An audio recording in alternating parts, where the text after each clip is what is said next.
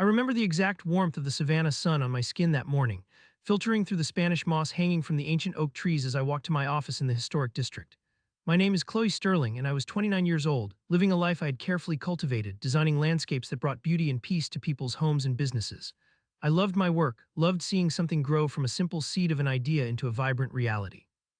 I cherished the quiet charm of Savannah, its cobblestone streets, and the slow, deliberate pace of life.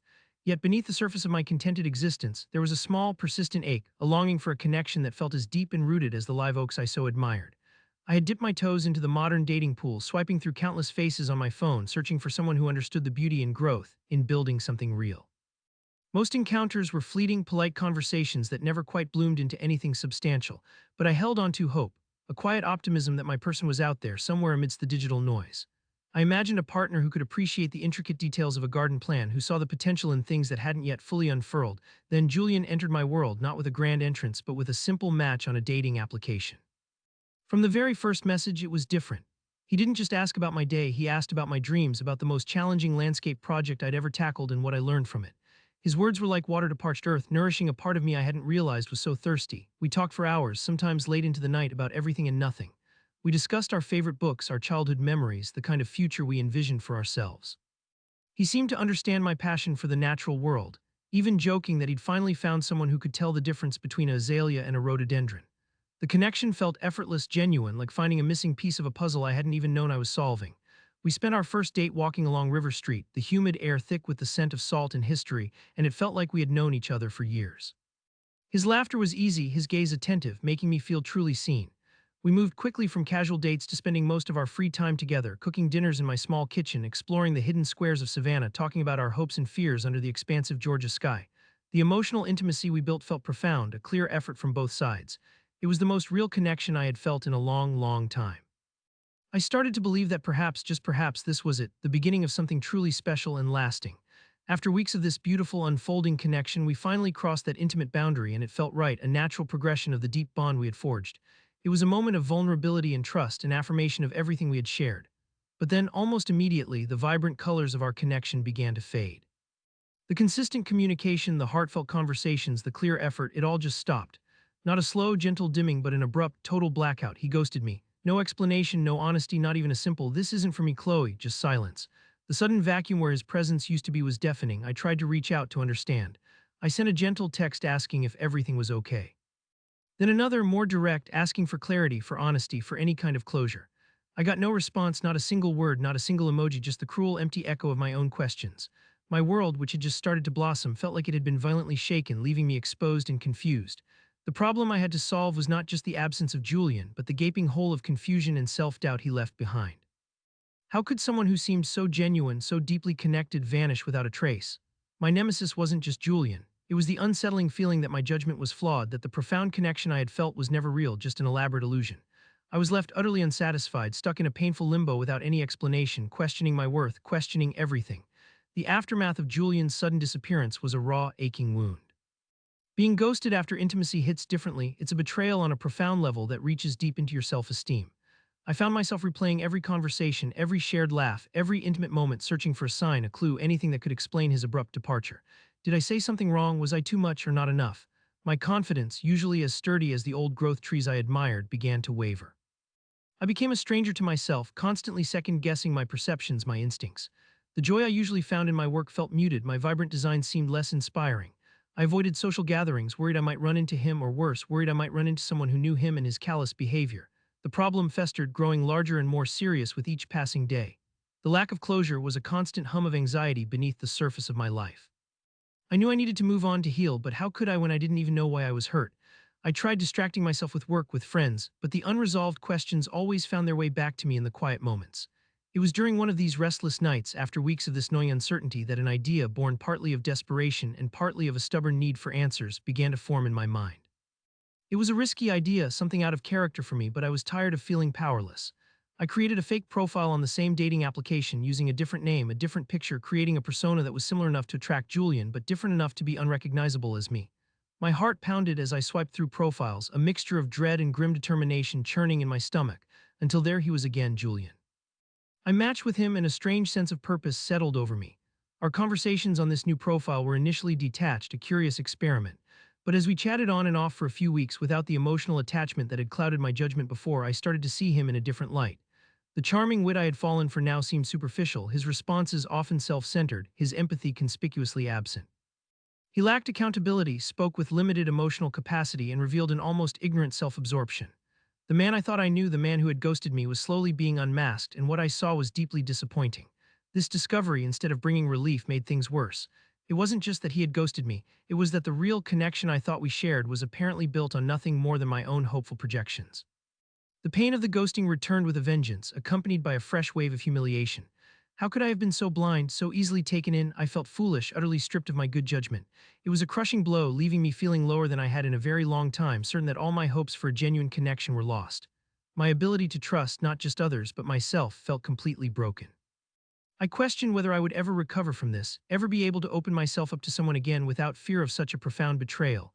The calendar flipped to December, and with it came the frantic energy of the holidays. New Year's Eve, a night meant for celebration and new beginnings, loomed large. For me, it felt like an approaching storm, highlighting my loneliness and the deep sense of unresolved injustice. But it was precisely the grand stage of New Year's Eve that sparked the final, audacious plan in my mind. I had seen enough of Julian's true colors through my fake profile to know he deserved a taste of his own medicine, a dose of the very medicine he had so carelessly administered to me. I would give him clarity, but on my terms.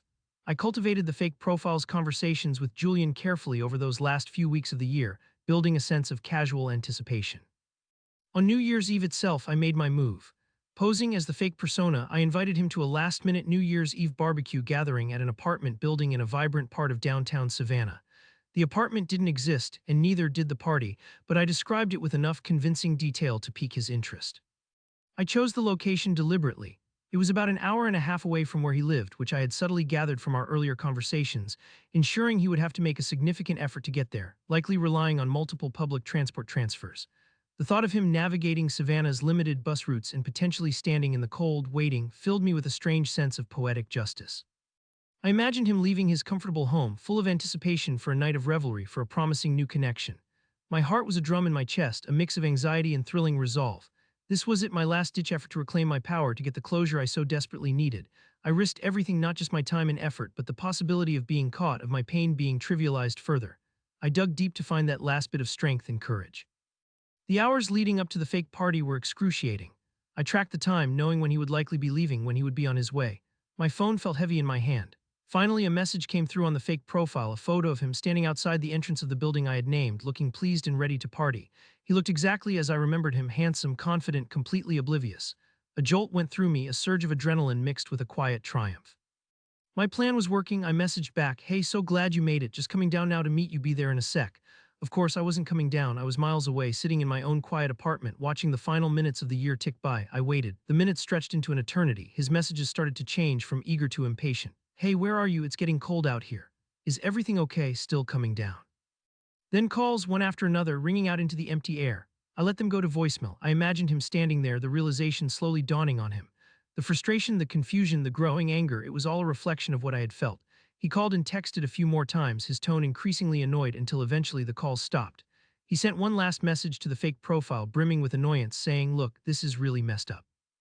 The least you could have done was be upfront and tell me you weren't interested. I wasted my entire New Year's Eve traveling all this way for nothing."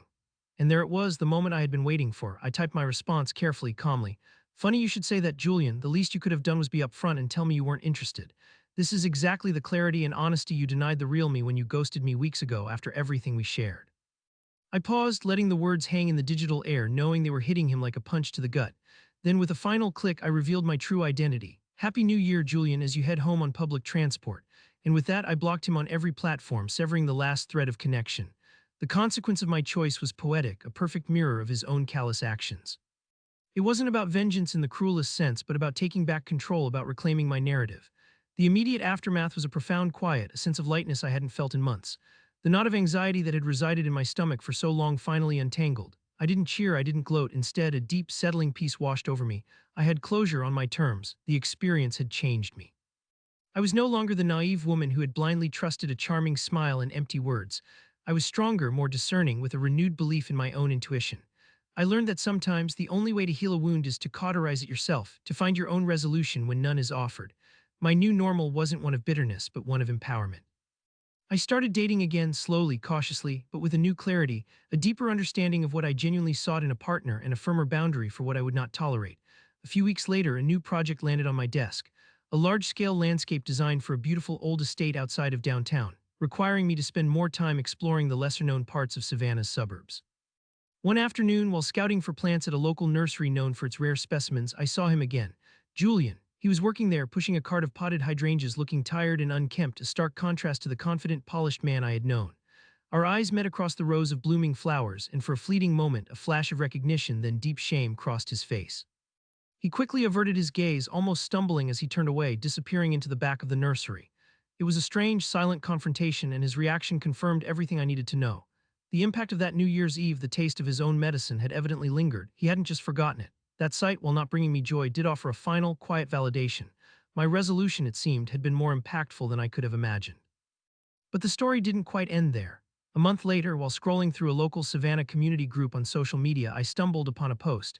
It was a warning, a collection of stories from various women detailing eerily similar experiences of being ghosted after intimate dates, and among the names prominently featured was Julian's. The comments section was ablaze with shared frustration and outrage. Someone had linked to an old, quickly deleted public social media post of his, one where he had vaguely complained about a crazy New Year's Eve incident that had left him stranded and humiliated. It wasn't an admission of guilt, but it was enough. What started as a personal quest for closure had inadvertently contributed to a larger uncovering.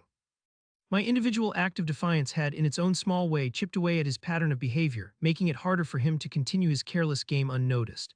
My revenge hadn't just healed me, it had, in a small corner of the online world, served a wider justice. I smiled, a genuine, unburdened smile, and continued scrolling, ready to design a garden that would truly flourish.